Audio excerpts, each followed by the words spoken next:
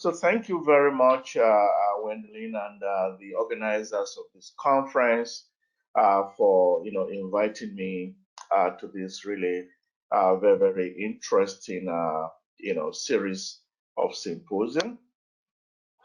Like the title says, I'm briefly going to look at or sort of tell you some of the work we have done trying to make functional foods for the health benefits of the population.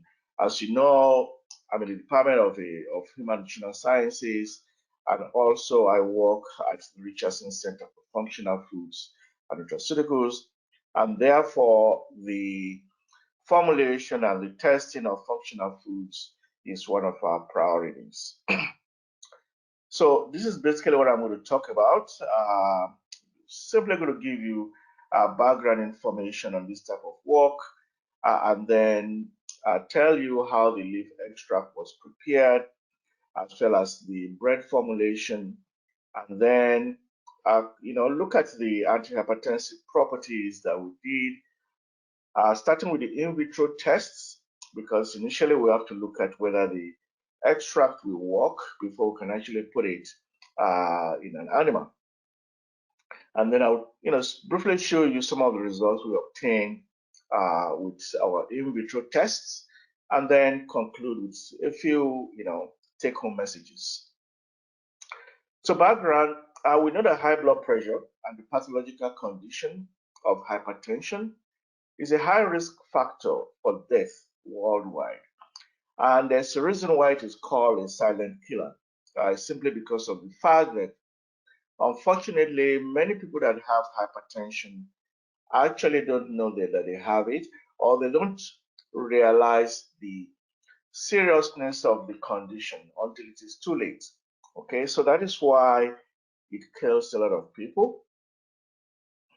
Of course, we do have drugs to manage the hypertension condition, that is the blood pressure, to bring down the blood pressure.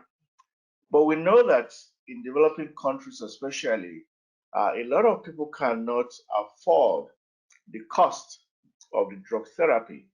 And therefore, the use of nutrient fortified foods become really a plausible approach towards reducing hypertension and related fatalities, because people can then eat these foods on a daily basis and then benefit in terms of blood pressure reduction. All right.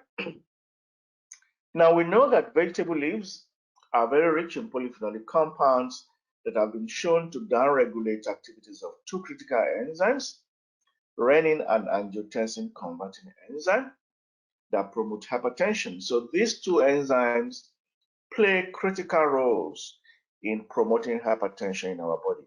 And of course, we know that there are drugs that actually have been developed to interfere with the activities of these two enzymes. So what we're doing is basically showing that vegetable leaves contain compounds, we call them polyphenolic compounds, that can also act in a similar way to drugs by interfering with the activity of these two key enzymes. And in that way, we can actually control our human blood pressure. And of course, you might be wondering why bread? Why are we using bread as a vehicle to actually promote this type of food? It's very simple. Bread is a universal food product. Virtually in all countries, people eat bread every day. So unlike some foods that people will say, "Oh, I can't eat this every day." Bread is something we consume every day. And therefore, if we're able to fortify the bread with polyphenolic compounds, then it becomes really a very useful means of providing nutrition-based therapy, because people are used to consuming bread every day. And therefore, if you put these polyphenolic extracts in the bread and people eat this fortified bread every day, then actually you have a high, you could have a very high success rate in terms of using this type of product to lower blood pressure. And therefore, what we have done is basically to use our regular leavened bread, that is yeast based, which is fortified with vegetable leaf aqueous extract. And then once we fortified the bread, what we did was to test the extract of this bread first for the in vitro activity and then in an animal model to actually test whether this product can reduce blood pressure. Now, of course, some of you might be wondering, why did we use aqueous extract? Because in the literature, it is very common to use solvents to extract polyphenols from leaves. But in this case, we felt that because an aqueous extract represents the gastrointestinal environment, therefore, whatever we extract from the leaves with water will very likely be soluble in the gastrointestinal tract. And solubility is very, very important in ensuring that the compounds are bioavailable, they can be absorbed, and therefore they will have effect. So simply put, we use aqueous extract to enhance the bioavailability of the polyphenolic compounds. So in terms of the experimental protocol, and I'm not going to dwell too much on that because of time, so what we did was to optimize conditions for aqueous polyphenol concentrate production from the leaves. We used 3 different types of edible leaves. These are very popular leaves in West Africa, especially in Nigeria and Benin, that are consumed most of the time on a daily basis. And so these types of leaves are already familiar with the population. And so if you use the extract of these leaves in a product, then people will not object to it because it's something that they consume regularly on a daily basis. So what we did was to dry the leaves and mill them into powder. And then we added 20 parts of water to 1 part of dried leaves and did extraction for 4 hours. And of course, again, the whole purpose of this extensive extraction is to ensure that we're able to remove a lot of the soluble polyphenolic compounds that are present in the leaves and partition them into the water phase.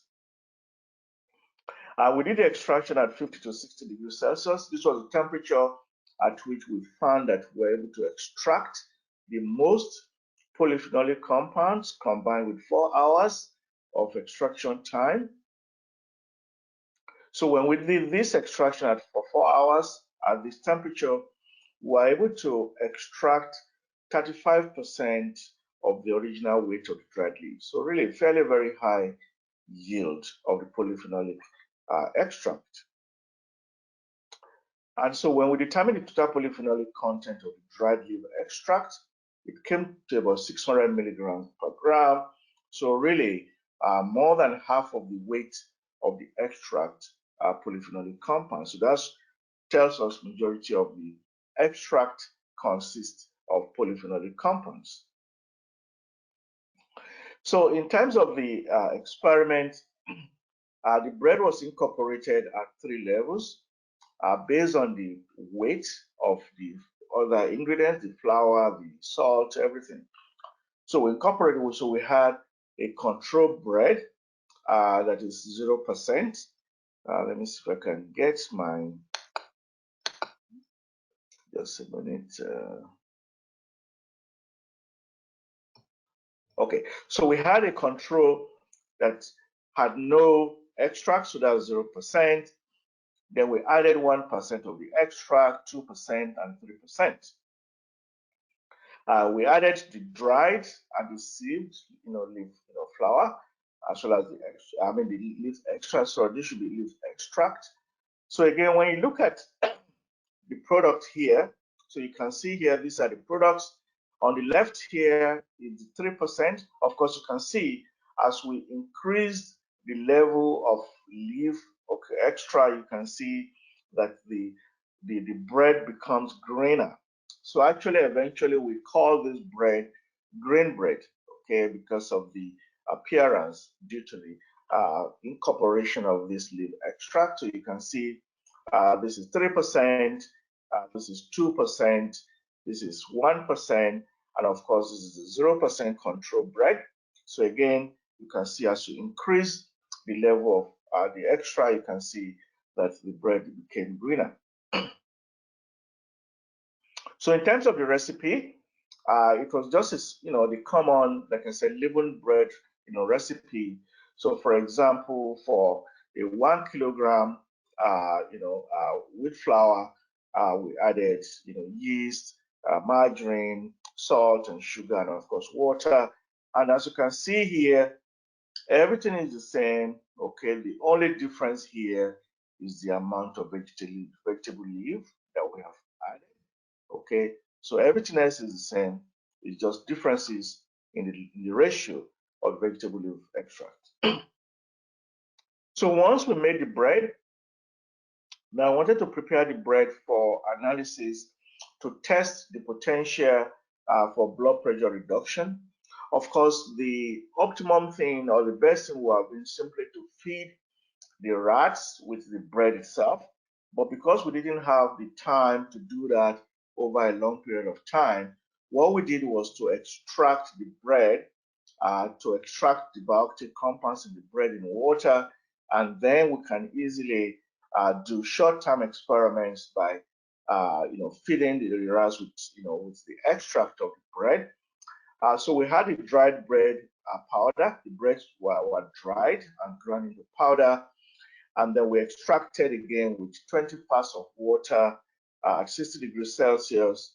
We centrifuge, and then the liquid portion, which contains the soluble polyphenolic compounds, were freeze dried, and then we call it the bread polyphenolic extract. So this bread polyphenolic extract was what we used, okay, what we gavaged to the rats to determine whether the bread actually had blood pressure reducing capacity. But initially, like I said, we need to determine whether, before going to the rat experiments, do the bread extract actually inhibit enzymes associated with hypertension? Because if you remember, I said renin and ACE are two major enzymes that control human blood pressure. And so I wanted to be sure that in vitro, we can inhibit activity of these two enzymes so that we are sure that eventually when we give this extract to the rats, there's a potential for blood pressure reduction. So we did tests to look at the inhibition of activity of renin as well as of ACE. And then for the in vivo test, so after we obtained fairly satisfactory inhibition of these two enzymes during the in vitro test, then we went to the in vivo test using spontaneously hypertensive rats. We use the male spontaneously hypertensive rats. And the reason we use the male is very simple, because the male usually develops higher blood pressure than the female. Okay, so the male is usually better for testing blood pressure reduction. Okay, and the spontaneously hypertensive rats, these are rats that they are not genetically modified, but they have been bred such that as they grow, they develop hypertension. So that's why they are called spontaneously hypertensive. So they can go from 120, say for example, there's a solid blood pressure of 120 millimeter mercury, they can go up to 200 millimeter mercury systolic blood pressure. So they can develop really very high blood pressure. And the good thing with this model of rats is that they are very resistant to stroke. So even though they have very, very high blood pressure, they rarely die of stroke. And so really it allows us to use them for a long time. Very good model of human hypertension. And so for these rats, they were gavaged, that is, they were given orally the bread extracts at a dose of 100 milligrams per kilogram of body weight. And then blood pressure was measured using implanted telemetry sensors. So after the sensors have been implanted, the rats were gavaged with this extract. And of course, the rats are free to move about while the telemetry sensors transmit the blood pressure readings to a receiver. And then after 24 hours, we simply come back and download the data from the computer. So the parameters that were measured included systolic blood pressure, diastolic blood pressure, as well as the heart rate, because these three parameters are very, very important determinants, of hypertension in terms of whether the hypertension is severe or whether it is not severe. So here are the results very briefly. So for the in vitro assay, like I said, we look at ACE inhibition. Okay, on the left graph here shows you the ACE inhibition. These are the different types of leaves. Of the bread extract. So again, you can see 1%, 2%, and 3%. And we have three different types of leaves. Like I said, we have the amaranthus, we have the solanum, and of course we have the telferia. So again, each of them was incorporated 1%, 2%, and 3% into the bread. So you can see here for the ACE inhibition that really we were able to demonstrate, okay, some inhibition of ACE activity, even though if you look at the 0%, the one that didn't contain any polyphenolic compound, you can also see some inhibition of the activity of ACE. So necessarily doesn't mean that it is the polyphenol alone that is inhibiting the activity of ACE here. But when you look at renin here, it's a different matter. So you can see here for renin, most of the inhibition, you can see, or the highest inhibition values were obtained for the bread extracts that contained the polyphenolic extract or the leaf extracts. Okay, you can see for the bread that did not contain any leaf extract, the control bread, you can see very, very low inhibition of renin, okay, compared to the, say, solanum, for example. So again, we're able to show in vitro that at least there's a potential inhibition of these two enzymes, and therefore it sort of supports our ability to move forward and actually test the potential of these extracts in the rat model. And so here are the results for the for the rat experiment. And here we have the three graphs for the three leaf extracts. And again, you can see the yellow simply stands for the 0, the control bread, the grain for the 1%, and so on and so forth. And so you can see here, the thing to note here basically is that overall the captopril, which is the antihypertensive drug, captopril is an antihypertensive drug that's physicians use to treat hypertension. So we compared the effect of these bread extracts to a drug to see whether they can actually compete. And you can see here that, of course, the captopril, the drug, was very, very effective. But also effective is the fact that 3%, okay, 3% extract, you can see very, very effective, was very similar to the captopril. All right. And the very interesting thing here, actually for amaranthus, is the fact that the effect of this 3% extract, okay, the bread that contained 3% polyphenol, you can see the effect was actually very persistent, up to 24 hours. Okay, so again, very, very interesting, and very interesting results were obtained. Similar results were obtained for all of them, except that for the solanum, really the effect was not very, very persistent. After 8 hours, basically there was no more effect on the rats. So again, in this case, the amaranthus extract, the bread containing the amaranthus extract, has the most persistent effect. And I've just used one graph here just to, because the other graph was quite crowded, but here basically is just one graph to show you very well the results. And again, you can see here that for the amaranthus, you can see the 3% really very, very persistent reduction in blood pressure when compared to the captopril. The red bar here is the captopril. Okay, you can see very, very similar reduction in blood pressure by the 3% extra compared to the drug itself. Similar results were also obtained for the systolic blood pressure. The systolic blood pressure also we can see here again for the amaranthus, very extensive and very persistent reduction in systolic blood pressure up to 24 hours. Again, in contrast here, the solanum, after 8 hours, there was really no effect. And for the telferia, really, again, after 8 hours, very, very minor effect. So again, it's telling us that the amaranthus polyphenol extract or the amaranthus polyphenols seem to have better blood pressure reducing effect compared to the other two vegetable varieties. Also very important here is heart rate, like I said. Sorry, this is mean arterial blood pressure, very similar to the systolic and the diastolic blood pressure. The mean arterial blood pressure simply represents the overall blood pressure of the rat. And again, the results are very similar, so we shouldn't waste too much time on that.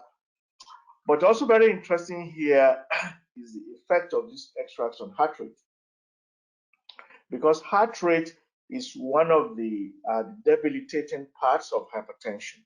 The fact that when a person has hypertension, there is an excessive, increase in heart rate, which of course has a lot of, it adds a lot of burden on the heart muscles, okay, because they beat very rapidly. And therefore, if the agent can reduce the heart rate, okay, in addition to reducing blood pressure, then of course it can actually help to maintain a healthy heart apart from just reducing blood pressure. So again, you can see the red bars here represent captopril, which is the drug. Of course, it was the most effective in terms of reducing the heart rate of this rat. But again, what I want you to see here is again the amaranthus. It was the most effective in terms of reducing heart rate. Again, if you look at the amaranthus compared to the solanum, the solanum really had very little effect on heart rate, okay, as well as the telferia. But again, we can see here that the amaranthus really had fairly very good, or what you can call very efficient reduction of heart rate, okay, in addition to reducing systolic and diastolic blood pressure. And therefore, I know that the graph was quite crowded, so this is basically a summary.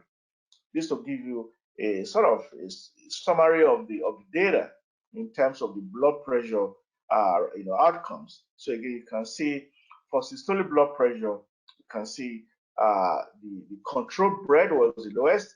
And even though you might be seeing minus 18 here, but actually because of the wide standard deviation, it's really not significantly different from the rats that were not given anything. All right, so really it might be showing minus 18 here, but really it's not significantly different from the rats that did not get the treatment. But in contrast, if you look at the treated rats with the green bread, 2% telferia, the 3% amaranthus, and the 2% solanum, you can see really minus 41, minus 42 decreases in systolic blood pressure. Same thing for the diastolic blood pressure, very efficient decrease in blood pressure with the incorporation of these leaf extracts into the bread. You can see significant decreases. And what is, again, very important to note is the fact that we're able to see the duration of these effects could last up to 24 hours. And again, for the heart rate, like I said, you can see here for the heart rate, especially for the amaranthus, okay, you can see very significant decrease in terms of the maximum decrease in heart rate for the amaranthus, much better than that of the telferia, but again, very similar to that of the green bread.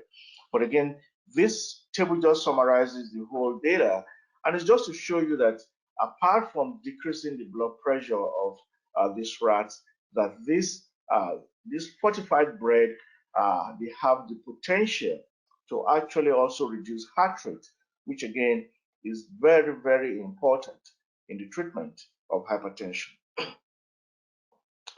So what can we take home from this very brief study?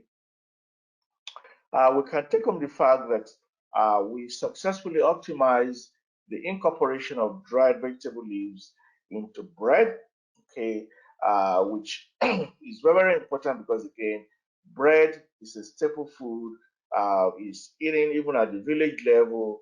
People eat bread every day.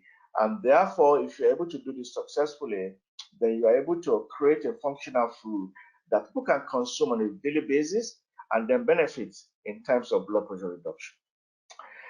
Water-soluble polyphenols were recovered from the fortified bread samples in active form. So we could see that even after we have baked the bread, okay, under high heat, we are still able to recover, okay, the polyphenols in active form, okay, simply by using water. So what this tells us is that if somebody eats the bread, okay, once the bread gets into the stomach and into the small intestine, which are aqueous environments, the polyphenols can be solubilized, and the solubilized polyphenols can then be absorbed into the blood, where they can then go into the heart or into the lung and help to reduce blood pressure. So the antihypertensive effect of the bread extracts were dependent on variety. Overall, the amaranthus was the most efficient in terms of reducing blood pressure combined with heart rate, followed by the solanum. The telferia was not really, in terms of heart rate, the telferia was not very, very efficient. So again, in time when we're doing this type of functional foods, what it's telling us that is that if we're using these types of plant extracts, we must be careful of the variety we are using because, again, they contain different types of polyphenols, and as we can see here, some varieties are a little bit more efficient than others in terms of their bioactive properties.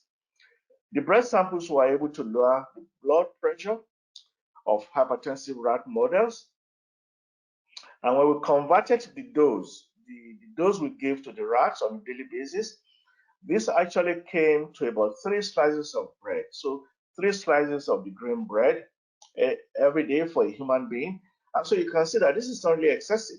Okay. For somebody to eat three, average slices of bread on a day and benefit in terms of hypertension reduction really seems to be very, very promising. So it doesn't mean somebody has to eat, lots of this bread. No. Okay. The dosage that we found effective was equivalent to somebody eating 3 slices of this fortified bread on a daily basis. So really a very, very interesting outcome. And so what is the next phase? The next phase now is the human intervention trial to confirm efficacy as an antihypertensive agent, because we would like to actually commercialize this grain bread, as we call it, so that it can become available, especially in countries where the cost of drugs are not really very, very affordable. So what we have done is that we are looking for additional funding to actually to conduct this trial in a human population to test whether what we have seen in the rat model can also be obtained in a human trial. And if that is successful, then we'll be able to actually proceed with commercializing the product. So basically that ends my presentation. But before I do that, let me just end. Of course, I'm sure you know that I didn't do this work alone, and so please let me just quickly acknowledge my collaborators. A lot of the work was done in Nigeria.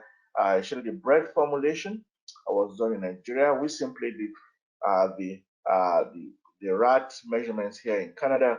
So the value addition team in Nigeria, led by Professor Taiwo of Obafemi Awolowo University, did the bread formulation in tandem with Professor Yedele and Adiboye. And of course, as you know, a lot of lab work was done by my student or myself. So kudos to Dr. Alashi, my postdoctoral fellow, who did a lot of the optimization of extraction and the in vitro tests, the rat experiment, and she was assisted by the PhD candidate for this project, Mrs. Olanyinka Oluwagunwa. And of course, funding was provided by the International Development Research Council of Canada in tandem with Global Affairs Canada. So thank you very much, everyone, for attending this talk, and I'll be very happy to answer your questions. Thank you.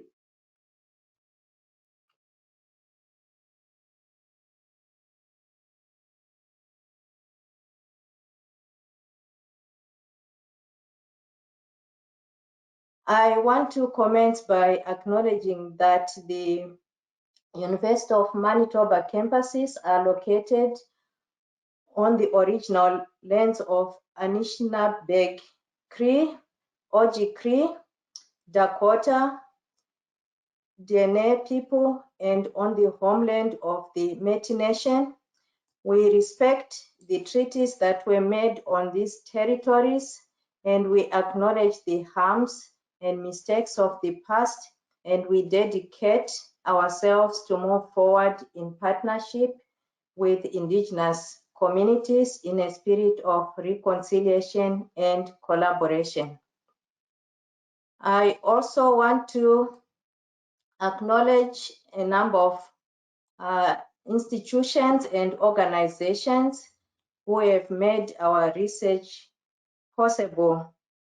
First, I want to acknowledge the infrastructure provided locally by the University of Manitoba, our Faculty of Agricultural and Food Sciences, and the Richardson Center for Functional Foods and Nutraceuticals, and federally by the Canada Foundation for Innovation. My research team and I acknowledge the Canada Research Chair and the Natural Sciences and Engineering Research Council of Canada for the funding that we've been privileged to receive over the years. Okay, with good justification, our research program is focused on grains given their global position as staple foods in most parts of the world. And one may ask why grains? They happen to be important sources of nutrients, both as macro and micro components in the form of the traditional nutrients, the carbohydrates, proteins, lipids, vitamins, minerals, and other phytochemicals that we have been researching over the years. Here I also show the botanical portion of the grain, showing the main botanical fraction, which is the endosperm. You can see here the endosperm. It also comprises the alluron layer, which is normally removed along with the other outer layers, although botanically speaking, it's part of the endosperm. We also have the germ, which is the second biggest fraction, which has got differentiated tissues, and the outer layers, which comprise the inner and outer pericarp, the testa, the nucellus, and these layers, together with the alluron, are removed as bran when refined flour products are produced. And I want to just highlight at this point, as you follow through my talk, that these outer layers and the germ, they happen to be important sources of the phytochemicals that we've been studying, including phenolics and some carotenoids. I will be showing the science animation to capture why grains are important in the next slide, and also a book that we have edited which gives an up-to-date research on what has been happening on cereal, carbohydrates, and phytochemicals. In the past 10,000 years, the human population has grown from less than 10 million to more than 7 billion. Most of the calories that made this boom possible have come from three grains: maize, rice, and wheat. Globally, these grains are a staple part of our diet, providing carbohydrates and other beneficial compounds, such as antioxidants. The research of Professor Trust Beta, a food scientist at the University of Manitoba, demonstrates how these grains shouldn't be overlooked as staple foods in favour of fad foods that seem innovative. In her book, which she edited with Professor Mary Ellen Carmeri, Trust Beta provides researchers, clinicians and students with a comprehensive and up-to-date volume on carbohydrates and phytochemical constituents in cereal grain-based foods. With her research, Trust Beta is contributing to a better understanding of plant-based foods for sustainable systems and human health.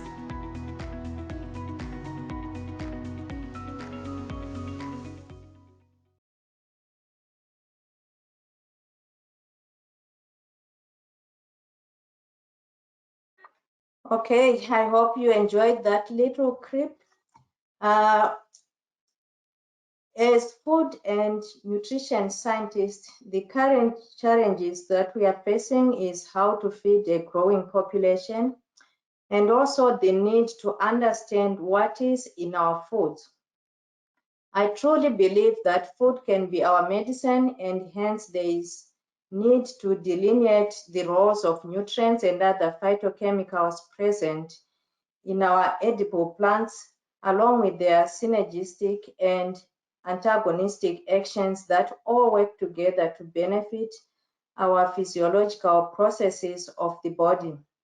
So you can see some of the pictures from my lab of happy people who are trying to answer all these questions on what is in our food and what's the role of macronutrients and micronutrients along with other plant chemicals. So our focus has been on the bioactive compounds, which are not traditionally the nutrients.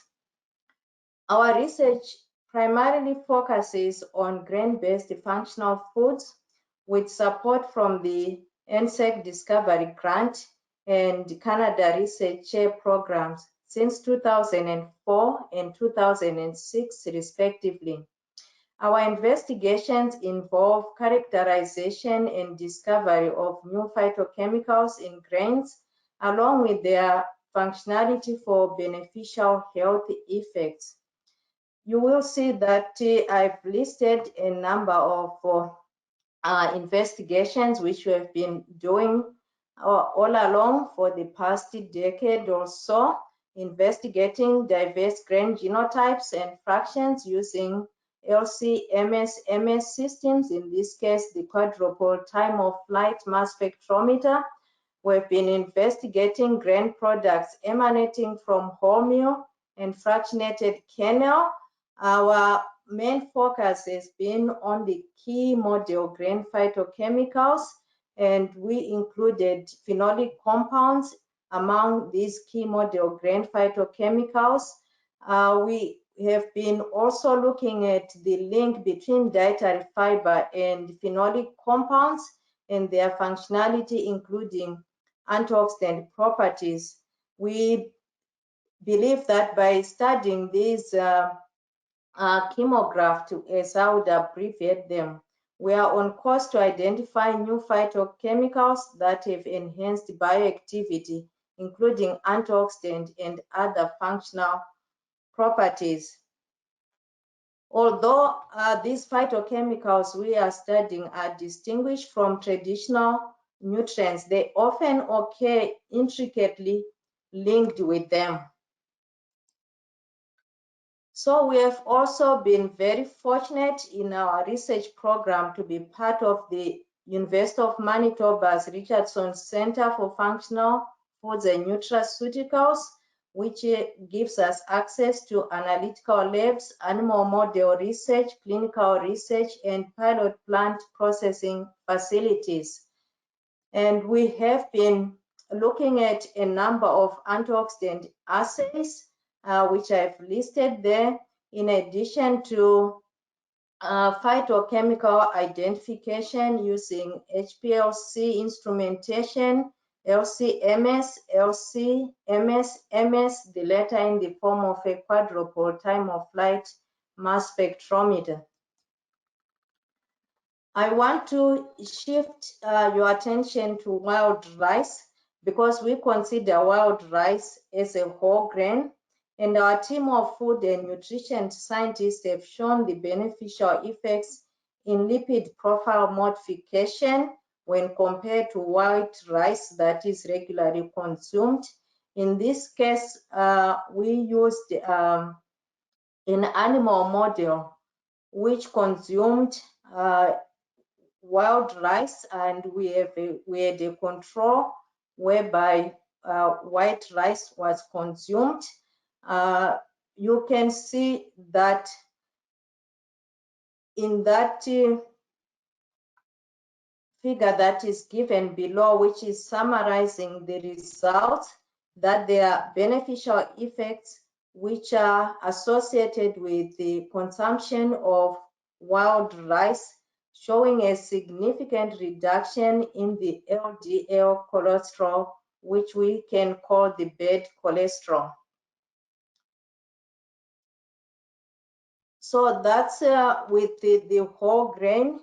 Earlier, we had investigated the antioxidant properties of commercial wild rice to identify and quantify soluble and insoluble phenolic acids in the whole grain. Dr. Luko spoke about the polyphenolic extracts, which are extracted with water from leafy vegetables. It's not possible with cereals because of the nature of the phenolic acids, which are dominant in cereal grains. They are normally soluble bound or insoluble bound, so we have to use a more aggressive way of extracting them from the grain. So using a number of wild rice types which are commercially available, you can see that in terms of just the total phenolic content, wild rice is enhanced in their levels compared to white rice, which served as our control here. And we will keep making constant reference to soluble and insoluble fractions as we proceed. So the free and insoluble bound phenolic compounds which are found in wild rice demonstrate differences in their capacity to scavenge excessive free radicals. In cereals, the insoluble bound comprise the majority of the phenolics, and the dietary fiber linked phenolics, mainly the ferulates, have been found to have antioxidant properties, and hence our interest in looking at dietary fiber, which is found in plants. So some of us think that we know what dietary fiber looks like, but we may want to think again about the variety of forms in which you will find dietary fiber.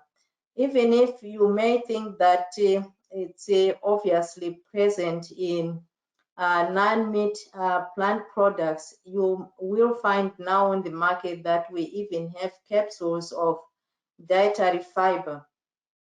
So we get most of our dietary fiber from whole grains and their products, from different bean products, a wide variety of fruits and vegetables, and even from dietary fiber supplements. In an article which was published some time ago in 2001 in Cereal Foods World of the Cereal and Grains Association, formerly the American Association of Cereal Chemists, a detailed definition of dietary fiber was provided, which was based on three aspects: the composition of dietary fiber, resistance to digestion and absorption, and its biological function following partial and complete fermentation. So with this definition, then the composition includes the polysaccharides, and here we are talking of resistant starch and non-starch polysaccharides, the oligosaccharides, lignin, and associated plant substances. And the biological function has to do with the partial or complete fermentation, which then results in beneficial physiological effects, including laxation, blood cholesterol, and or glucose lowering. To understand further the nature of dietary fiber, we have to look at the endosperm primary cell walls in cereals. So this is a simplified model of dietary fiber distribution in cereal endosperm primary cell walls. Cellulose is the dominant component of cereal dietary fiber. It is embedded in arabinoxylan and beta-glucans. And the two arabinoxylan and beta-glucan compose the hemicellulosic part of dietary fiber. In general, dietary fiber then is given to non-starch polysaccharides derived from the cell walls. And in our cereal grains, the major dietary fiber constituents includes those three major constituents: cellulose, arabinoxylan, and beta-glucan. So the simple classification of dietary fiber is based on water solubility. So we can classify it into insoluble dietary fiber and soluble dietary fiber. For the insoluble dietary fiber, the main constituents are cellulose, water-insoluble arabinoxylan, and lignin. For the soluble dietary fiber, we have water-insoluble arabinoxylan and beta-glucan and pectin. And whole grains, they tend to be abundant sources of insoluble dietary fiber, whereas whole grain oats, barley, some fruits, and legumes are good sources of soluble dietary fiber. So when we are thinking of dietary fiber linked antioxidants or dietary linked antioxidant phenolic compounds, how does that function? So I'm going to look at the nature of this linkage. When we are looking at dietary fiber, which is linked to phenolic antioxidants, we are actually looking at bridges which are chemical in nature and which are in the form of ester and ether bridges. So dietary fiber linked phenolic compounds are these phenolic compounds which are actually esterified or etherified to dietary fiber components, and in that form they provide the antioxidant activity which we associate with dietary fiber. The major dietary fiber bound phenolic compounds are phenolic acids, which include ferulic acid, dihydrodimers, and p-coumaric acid. Arabinoxylan is the predominant component of dietary fiber, as I already alluded to earlier.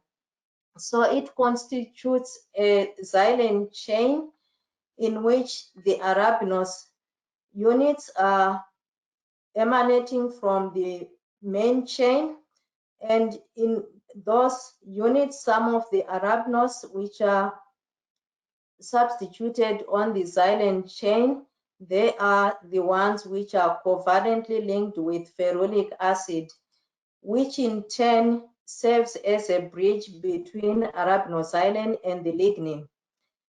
And then we can have two ferulic acids which are coupled together to form ferulic acid dimers, as you can see here.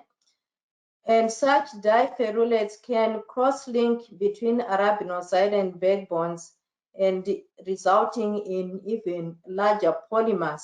So this is a simplification of how they are linked. Otherwise, it's more to get the idea of the complexity of dietary fiber and the linkages to some of our phytochemicals. So there are major diferrulates that have been identified in cereals. You can see that the nature of linkage differ from one to another with this one, or even including an ether linkage between the two ferrulates. And the common types which are found in cereals include those which are linked through the 5 positions, 8 and 5 position, 8 and 8 position between the two ferrulates. And this one will even have an ether linkage between the 8 and 4 positions of the two ferrulates. So we went on to look at some of the phenolic compounds in wild rice, and we're interested in also identifying for the first time the diferrulic acids in wild rice. And we used the retention time of the HPLC chromatogram and also the fragment patterns that were given with the LC-MS technique. So we were able to document for the first time these diferrulates in wild rice, and also to identify which was the most predominant form. And in this case, it was the 805 linked 804 linked diferrulate, which was the most common form in wild rice. We also looked at the disynaptates. The isomers include the aryl tetraline form and the linear forms, but the most common predominant disynaptic acid in wild rice is the one which has got the linkage at the 8-8 position between the two ferrulates. In our quest to keep understanding what is in our grains, recently we were doing some work with finger millets to just show that even though the finger millets are not mainframe foods in North America, but you can see how rich this grain is in terms of the diverse phenolic compounds that are present as flavonoids, flavonols, in addition to the phenolic acids that we have been identifying in wild rice. So obviously, all these compounds have their form of bioactivity, which needs to be explored further. One approach that we have been using in my research program is to get as clean as possible the different botanical fractions of the cereal kernels. So in this case, that's a wheat kernel after dissection to get the pericarp, a very clean fraction of the pericarp. You can see with its darker color, a very clean fraction of the aluron and the endosperm. Remember, the endosperm and aluron, they are botanically the same, but they do show differences, and you can even see visually that even the color differ between aluron and endosperm. And you can see the yellowish gem, which was also obtained. Why we want to get this fraction? It's because we want to really understand what makes whole grains more beneficial in health than just consuming refined flour, which is mostly coming from the endosperm. So one such study that we did was using corn. So with the fractions that were collected, and these are all clean fractions, the aluron, the endosperm, and the gem. Once we got those fractions, our hypothesis was that if we supplement in animal feed, these fractions would regulate lipid-related cardiovascular risk factors in animal models. And in this case, we used mice. So the model was an LDL receptor knockout mice, which closely resembles the disease in humans, to test the impact of dietary agents on atherosclerosis. We investigated each of the fractions, the aluron, the endosperm, and the gem, on the reduction of atherosclerotic lesions, and we could also find the significant reduction when we used the aluron and the gem, but not with the endosperm. So with that, we want to know exactly what is in each fraction, what differentiates one fraction from the other in terms of these bioactive compounds, which we are looking at in the form of phenolics. You can also see with this one just an illustration of what is in whole grain compared to after we get our refined meal or flour product, and versus also the gem. So this will be the fractions that are obtained.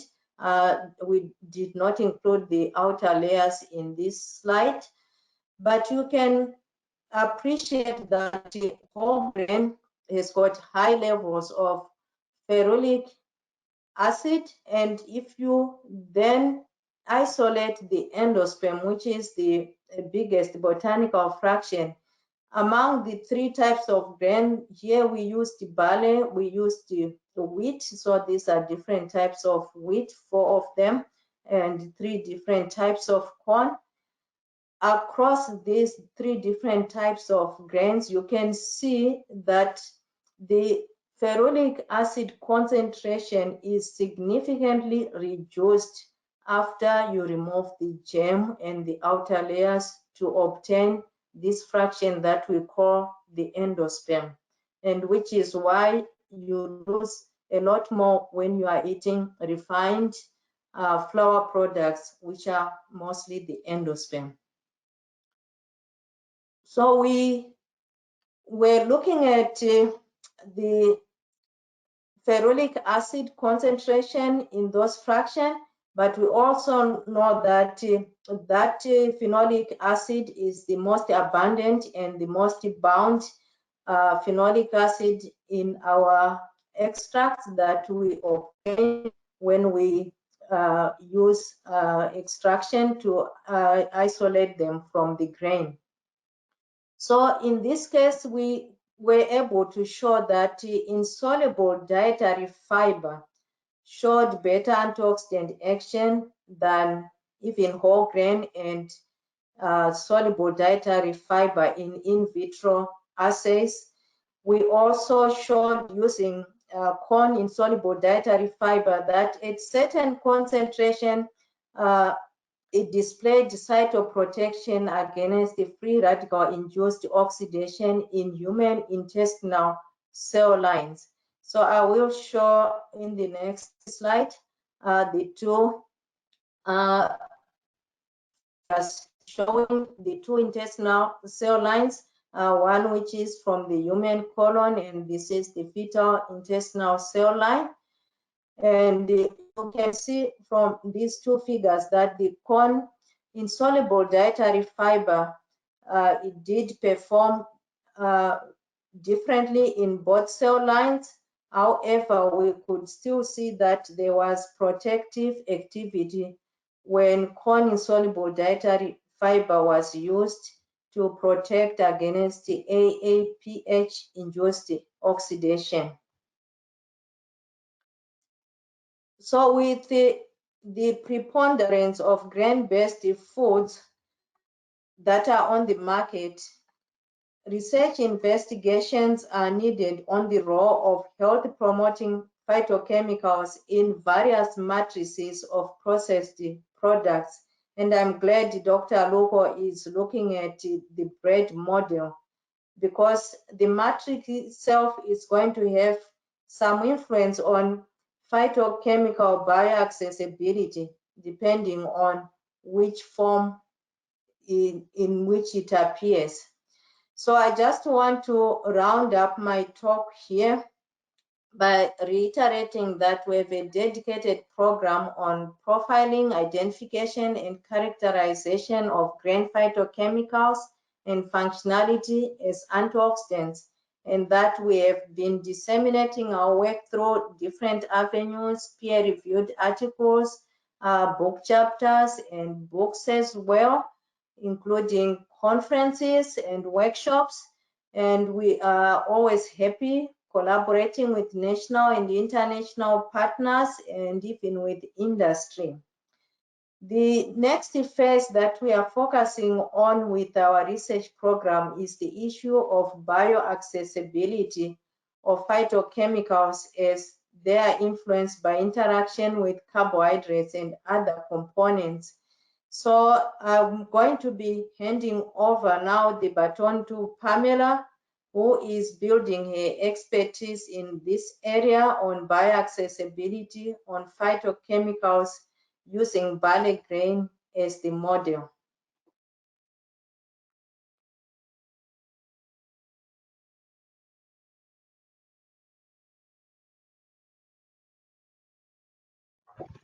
All right, good afternoon, everyone.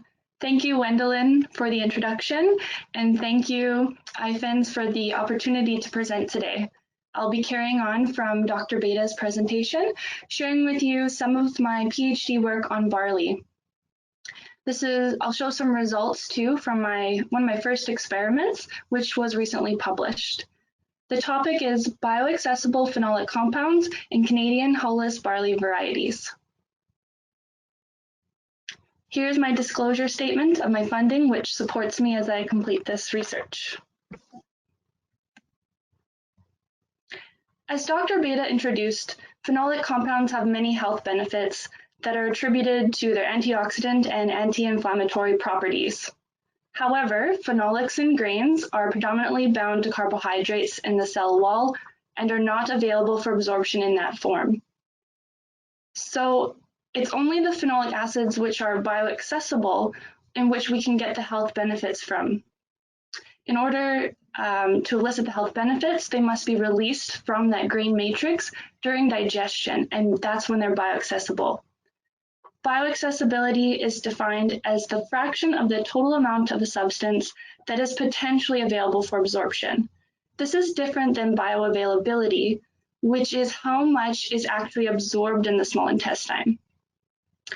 So really, bioaccessibility is a key factor in determining bioavailability. It's the first step in determining bioavailability. This is often measured by determining the amount of a free phenolic acid after digestion compared to what is present in the food before digestion, and it is often expressed as a percentage. The bioaccessibility of phenolic acids has been evaluated in other grains, such as millet and wheat. However, my work is the first to investigate their bioaccessibility in hulless barley. Firstly, my objective was to evaluate the effect of boiling on the phenolic acid content, because we know that different processing methods affect nutrients and bioactives in food. Processes such as boiling, baking, fermentation, extrusion, and then of course determine the bioaccessibility of phenolic acids following in vitro digestion. I have to perform digestion in order to measure bioaccessibility. Here is the general approach that I took. I started off with 4 raw barleys shown on the left, and then cooked them by boiling. The 4 varieties were called Peru 35, CI 1248, Roseland, and Atahualpa, all grown in Canada. And in fact, one of them, Roseland, is a variety that was developed right here in my home province of Manitoba. And then I mimic digestion to measure the bioaccessibility.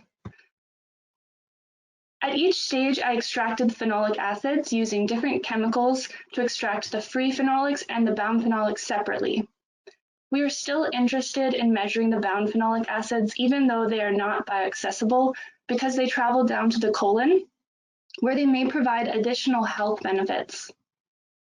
Lastly, all extracts were analyzed using HPLC-MS, With HPLC, we can both identify and quantify the phenolic acids in the extracts. We use the retention times to known standards, and as Dr. Beta described, we've built quite a database in our lab of all the different bioactives, specifically phenolic compounds. To measure bioaccessibility, our lab is using approaches that simulate digestion in the GI tract. So shown on the right is just an example of our batch setup. We do oral, gastric, and small intestinal digestion, and we add appropriate digestive enzymes at each stage. For example, alpha amylase in the saliva, pepsin in the gastric phase, and pancreatin and bile in the small intestinal digestion. We also adjust the pH to make it physiologically relevant and keep the enclosed system at body temperature. This is just one setup. Another system which can be used is the dynamic model, which links all sections of the GI tract, including the digestive motions. It's a very complex setup, and both that model plus this batch model have the results have correlated well with in vivo studies. You can also take different time points throughout digestion. That's something I'm working on next by removing tubes from the setup or taking aliquots. I'll now summarize some of my results, and if you're interested in the work, you can learn about it in my paper shown at the bottom there, titled Bioaccessibility of Phenolic Acids in Canadian Hulless Barley Varieties.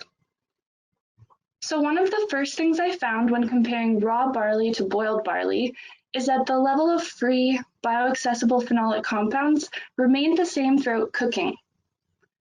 This is actually a good thing because sometimes cooking results in a loss of bioactives.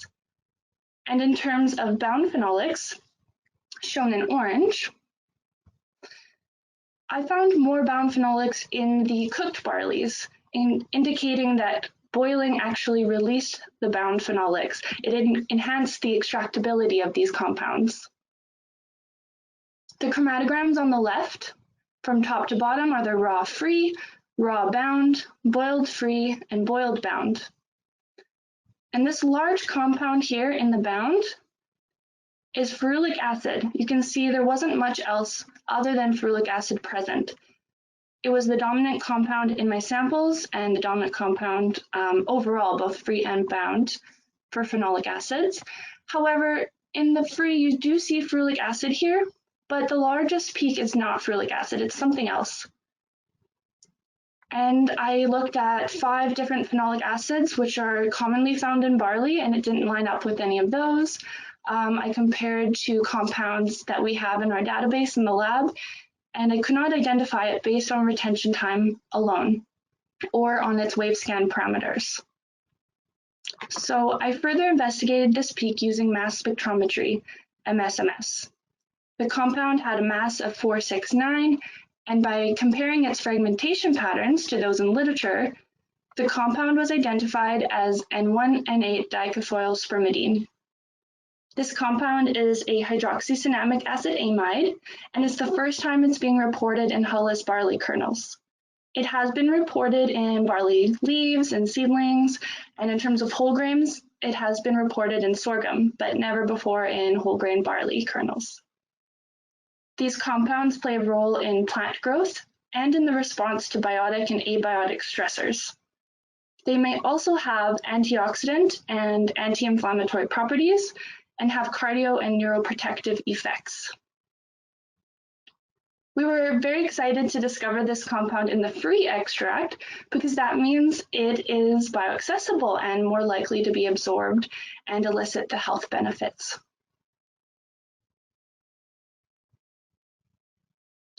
In terms of bioaccessibility, with the major phenolic compounds, which I'm just showing here, not the others, so for p-coumaric and ferulic acids, the bioaccessibility was quite high.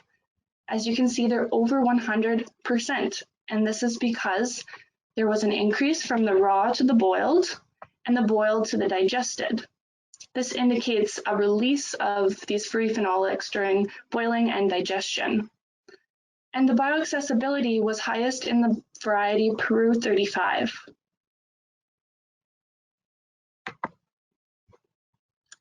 Just to summarize my key findings, cooking increased the extractability of the bound phenolics and had little effect on the level of free bioaccessible phenolic acids. The major bioaccessible phenolic acids were p-coumaric and ferulic acid, and their bioaccessibility was greatest in Peru 35. A polyamine N1N8 dikethylspermidine was identified in the free phenolic extracts of the barleys and may impart additional anti-inflammatory and antioxidant functions. In summary, cooked whole grain hulless barleys are sources of bioaccessible phenolic compounds. What's next? Next, I will be determining what grain characteristics influence the release of ferulic acid, the dominant phenolic acid. Is it the thickness of the bran layer where most of the ferulic acid is located? Or does it have something to do with the structure of the carbohydrates that it's attached to? Dr. Beta showed us the structure of the rabinoxylans with the ferulic acids branching off, and it's possible that those ferulic acids, they're known to cross-link with each other. This makes a very rigid structure and probably has an effect on their bioaccessibility during digestion. How does the bioaccessibility of ferulic acid differ among grain fractions? For example, the endosperm compared to the bran or the aileron layer, we know that the endosperm has less of that cross-linking, and perhaps the bioaccessibility is greater from the endosperm fraction. And now that we've identified this new compound in barley, which is present in relatively high abundance compared to the phenolic acids, what synergy does it have with ferulic acid? And lastly, I'd like to investigate the antioxidant activity of all the extracts, and in particular, the new compound that I identified. Thank you.